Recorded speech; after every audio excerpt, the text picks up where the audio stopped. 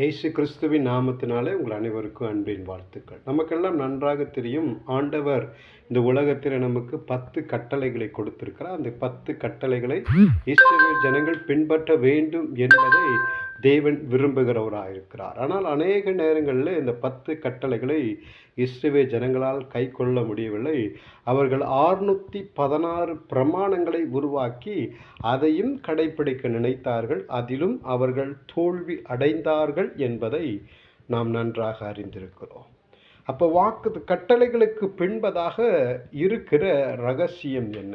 முதலாவது கட்டளை சொல்லப்பட்டிருக்கிறது, மேலே வானத்திலும் கீழே பூமியிலும் யாதொரு விக்கிரகத்தையும் வணங்காதிருப்பாயாக. ஆண்டவர் கட்டளையாய் சொல்லியிருக்கிற எந்த ஒரு விக்கிரகத்தையும் நீங்களும் நானும் வணங்கக்கூடாது. ஏன் இஸ்ரவேல் ஜனங்களுக்கு முதலாவது இப்படி ஒரு கட்டளையை கொடுத்தார் என்றால், அவர்கள் எகிப்து தேசத்திலே 430 வருஷம் அடிமையாக இருந்தபோது எகிப்தின் பாரம்பரியத்தையும் எகிப்தில் இருக்கிற விக்கிரகத்தையும் நன்றாய் அறிந்திருந்தார்கள். எங்கெல்லாம் அவர்கள் பிரயாணப்பட்டு போகிறார்களோ அந்த தேசத்துடைய தெய்வத்தை வணங்கி பின்பற்றி அதற்கு தங்களை ஒப்பு கொடுக்கிறவர்களாய் மாறிப்போனதை வேதத்தில் நாம் அறிந்திருக்கிறோம்.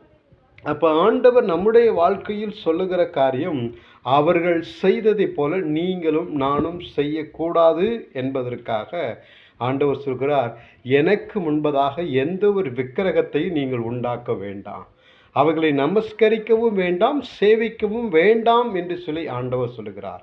அப்போ முதலாவது கொடுக்கப்பட்டுள்ள கட்டளைக்கு பின் காரணம் என்னவென்றால், இஸ்ரவேல் ஜனங்கள் போகும் இடமிடத்திலெல்லாம் தங்களுக்கென ஒரு விக்கிரகத்தை உருவாக்கி விக்கிரகத்தை தெரிந்து கொண்டு அதற்கு தங்களை ஒப்பு கொடுத்தவர்களாய் மாறினார்கள்.